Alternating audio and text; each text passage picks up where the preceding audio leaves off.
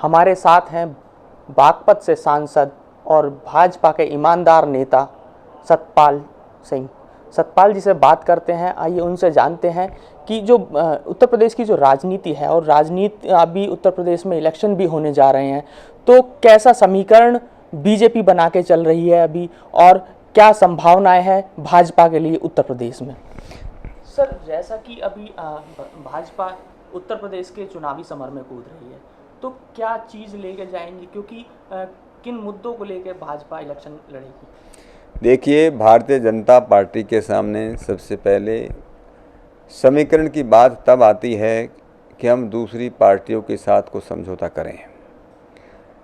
छोटी एक दो पार्टी है, अपना दल जैसे, जिनका बहुत छोटा अस्तित्व है, इस तरह की पार्टियों के साथ, जिनके साथ पहले 2014 के लोकसभा इलेक्शन में हमारा जो है समझौता था, उनको लेकर के निश्चित रूप से चलेगी। जो भी लोग दूसरी पार्टियों के लोग जो हैं, जो भी भारतीय जनता पार्टी की विचारधारा में विश्वास रखते हैं, देश के विकास में विश्वास रखते हैं, माननीय नरेंद्र मोदी जी के नेतृत्व में विश्वास करते हैं, हम उन सब लोगों का स्वागत करते हैं और हम उनसे, जो भी लोग आ रहे हैं, उनको हम अपने गले लगा रहे हैं। दूसरी बात, जो हमारे मुख्य मुद्दे हैं, आज उत्तर प्रदेश के अंदर सबसे बड़ा मुद्दा कानून और व्यवस्था का है। कानून व्यवस्था पूरी तरह से ध्वस्त हो चुकी है। कोई भी व्यक्ति, कोई भी साधारण व्यक्ति, कोई भी गरीब आदमी अपनी किसी भी शिकायत को लेकर के, चाहे कोई संगीन अपराध ही न हो गया हो, जाकर के किसी पुलिस थाने में अपनी कंप्लेंट, अपनी एफआईआर रजिस्टर नहीं करा सकता। या तो उसको ऊपर से कोई किसी पॉलिटिकल, किसी राजनीतिक नेता की सिफारिश चाहिए, या पुलिस वालों के हाथ जो है, जिसको हम ग्रीज कहते हैं, उनको देने के लिए उसको जो रिश्वत चाहिए। अगर हम बात करें, जैसे कि आपको पार्टी ने उपाध्यक्ष बनाया है, तो उसमें उस दृष्टिकोण से देखा जाए तो आने वाले सोनोवाल आप होंगे। देखिए, मैं तो 30 वर्षों से ज़्यादा एक, जिसको हम बोलते हैं, पुलिस का काम किया है। मैं तब भी एक सिपाही था। हमारा कितना ही बड़ा अधिकारी हो, एक सिपाही होता है। अभी मैं नया नया पॉलिटिक्स के अंदर आया हूँ, या मैं पार्टी का सिपाही हूँ। पार्टी मुझे जो भी जिम्मेदारी देगी, मैं उसकी पूरी योग्यता के साथ, ईमानदारी के साथ मैं उसको निभाऊंगा। उत्तर प्रदेश में जो कैराना जैसा मुद्दा है, तो कैराना मुद्दे को लेकर भाजपा अपना स्टैंड क्या रखेगी इलेक्शन में? देखिए, कैराना की जहाँ तक बात है, क्योंकि मैं वहाँ की जांच समिति का मैं भी एक सदस्य था, ये सही है कि जितने लोगों की लिस्ट वहाँ के स्थानीय सांसद माननीय हुकम सिंह जी ने दी थी कि 340 परिवार जो है वहाँ से कैराना छोड़ करके गए हैं। इतनी बड़ी संख्या की एक दिन में, कुछ घंटों में जांच करना वो संभव नहीं था। लेकिन हम लोगों ने वहाँ का जो वातावरण देखा, और जिस प्रकार से कुछ लोग छोड़ करके अपने मकान और दुकान छोड़ करके गए हैं, जिस प्रकार से कुछ लोगों की संपत्ति पर, कुछ लोगों के घर पर, कुछ लोगों की ज़मीन पर गुंडों और बदमाशों ने वहाँ पर कब्जा किया है, और जिस प्रकार से वहाँ का स्थानीय प्रशासन, चाहे वो पुलिस हो, चाहे डिस्ट्रिक्ट एडमिनिस्ट्रेशन, तहसीलदार से लेकर कलेक्टर तक हो, जिस प्रकार से सामान्य आदमी की कोई बात वहाँ सुनने वाला नहीं।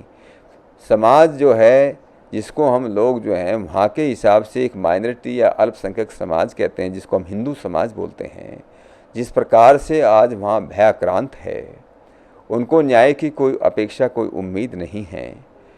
उस बात को देख कर के इसलिए लोग वहाँ से जाना चाहते हैं। अगर लोगों को उनकी मकान और दुकान, ज़मीन का ठीक से पैसा मिले तो लोग वहाँ से चले जाएंगे। मूल रूप से मुद्दा कानून व्यवस्था का है। मूल रूप से व्यवस्था एक गुंडागिरी और बदमाशी का है, और इसके लिए पूरी तरह से वहाँ का प्रशासन जो है वो विफल रहा, फेल रहा। और प्रशासन को कानून व्यवस्था बनाए रखने की जो जिम्मेदारी है वो राज्य सरकार की है, और इसलिए राज्य सरकार भी पूरी तरह से विफल हुई है। और निश्चित रूप से इस तरह के जो मुद्दे होंगे वो भी भारतीय जनता पार्टी के चुनावी मुद्दे बनेंगे। कैराना और मथुरा जैसे मुद्दों को भाजपा आगामी चुनावों में भुनाने की कोशिश करेगी? ये बात भुनाने की नहीं है, ये एक वस्तु स्थिति है, और वस्तु स्थिति से अपने प्रदेश के लोगों को अवगत कराना, बताना, सच्चाई बताना, ये एक राजनीतिक पार्टी का धर्म है। सच्चाई पर ही जो है नींव खड़ी हो सकती है। रेत के ऊपर नींव अगर खड़ी करेंगे तो कभी भवन बनाया नहीं जा सकता। इसलिए उत्तर प्रदेश का विकास भवन अगर हमको तैयार करना है, उत्तर प्रदेश को अगर उन्नत प्रदेश बनाना है, उत्तर प्रदेश को सारे हिंदुस्तान को एक उदाहरण देकर तैयार अगर करना है, तो भारतीय जनता पार्टी को जो धरातल से जुड़े हुए, ज़मीन से जुड़े हुए जो वास्तविक मुद्दे हैं, उनको जो है जनता के सामने ले जाना जरूरी है। आपने बात की लॉ एंड ऑर्डर की, आपने बात की स्वास्थ्य की, शिक्षा की, लेकिन कोई ऐसा भी मुद्दा है, ऐसा भी काम है जो अखिलेश का जो काम किया हुआ है और आपको पसंद हो, लगता हो कि हाँ यहाँ काम किया गया है? देखिए, जहाँ तक उत्तर प्रदेश के माननीय मुख्यमंत्री श्री अखिलेश यादव जी का प्रश्न है, वो अच्छे व्यक्ति हैं, अच्छा काम करने की उन्होंने कोशिश की, लेकिन परिवार की लड़ाई में, क्योंकि उनके यहाँ जो मुख्यमंत्री, कई और मुख्यमंत्री का जो है लोग बोलते हैं कि वहाँ 3.5 मुख्यमंत्री हैं, कोई बोलता है 4.5 मुख्यमंत्री हैं। एक क्योंकि वो कम उम्र के राजनीतिक हैं, हो सकता है अनुभव इतना न हो, वो जिस प्रकार से वो करना चाहते तो वो नहीं कर पाए। लेकिन कई मुद्दे, जैसे उन्होंने एक दो रोड का काम किया है, एक दो जो अच्छे पार्क बनाने का काम किया है, या किसानों के लिए कुछ उन्होंने पीछे जो है कुछ ऋण कर्ज मुक्ति की उन्होंने बात की थी, लेकिन धरातल पर आई नहीं, वो अलग बात है। उनकी मनसा ठीक है, इच्छा उनकी ठीक थी, लेकिन एक पार्टी के अंदर, जहां पार्टी के अंदर आज़ादी न हो, जहां एक पार्टी के अंदर अपने ही लोग जो हैं आपको काम न करने, आज हिंदुस्तान के अंदर या किसी भी पार्टी के अंदर एक आदमी ईमानदार है, एक आदमी की मनसा बहुत अच्छी है, अगर वो लेकिन वो कुछ कर नहीं पाता तो उसका कोई मतलब नहीं। और इसलिए अखिलेश यादव जी भी जो कर नहीं पाए, और इसलिए एज ए मुख्यमंत्री, एक मुख्यमंत्री के रूप में वो भी उत्तर प्रदेश में विफल हो गए। उत्तर प्रदेश में अगर बुंदेलखंड को हम देखें तो बुंदेलखंड में भी काफ़ी किसानों ने आत्महत्याएं की हैं। सारा दोष राज्य सरकार पर आ जाता है, तो क्या केंद्र की भूमिका क्या रहती है ऐसे में? देखिए, जहां कृषि राज्य सरकार का विषय है, किसी भी प्रदेश के अंदर अगर कहीं के किसान जो है आत्महत्या कर रहे हैं, निश्चित रूप से वहाँ की राज्य सरकार उसके लिए जिम्मेदार है।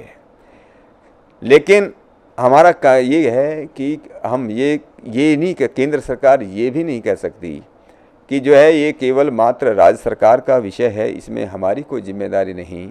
इस विषय को लेकर के मैं संसद में भी बोला हूँ, कृषि को हम जो है केवल मात्र राज्य सरकार के भरोसे नहीं छोड़ सकते, और इसलिए देश के अंदर एक अच्छी, एक ठोस कृषि नीति की आवश्यकता है कि हम किसानों के हिसाब से एक ऐसी नीति का निर्धारण करें कि किसानों को उनकी लागत का सही मूल्य मिल सके। किसान, जब मैं तो ये कहता हूँ कि देश की खुशहाली का रास्ता खेत खलिहानों से होकर के गुजरता है। अगर किसान जो हैं वो खुशहाल नहीं होंगे, देश कभी भी विकसित नहीं हो सकता। यूपी का विभाजन विकास का आधार हो सकता है क्या?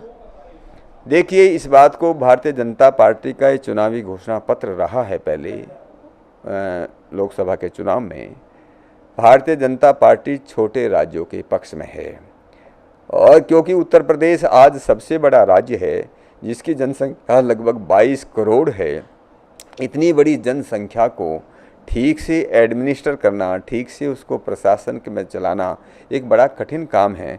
और मुझे लगता है अगर इसका जो है विभाजन होता है तो मुझे लगता है कि प्रशासन की दृष्टि से ये अच्छा होगा।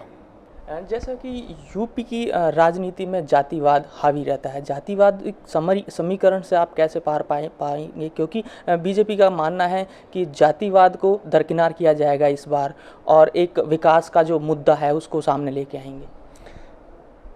उत्तर प्रदेश के अंदर ये निश्चित बात है, जातिवाद का जहर समाज में बहुत अंदर तक घुला हुआ है। दुर्भाग्य की बात यह है कि सभी राजनीतिक पार्टियां राजनीति के आधार पर अपने चुनावी समीकरण बनाने की कोशिश करती हैं, अपने उम्मीदवार खड़े करती हैं। लेकिन भारतीय जनता पार्टी का जो सोच है कि सबका साथ सबका विकास लेकर के हम चलें, और जिस प्रकार से 2014 के चुनाव में सभी जातियों के लोगों ने भारतीय जनता पार्टी को वोट दिए। मुझे विश्वास है कि हमारे लोग इस जातिवाद का मुकाबला केवल राष्ट्रवाद से कर सकते हैं। अगर हमारे पास राष्ट्रवाद है, हमारे पास किसानवाद है, इन बातों को लेकर के अगर हम चलेंगे तभी जाकर के भारतीय जनता पार्टी अपने लक्ष्य में जो है सफल हो पाएगी।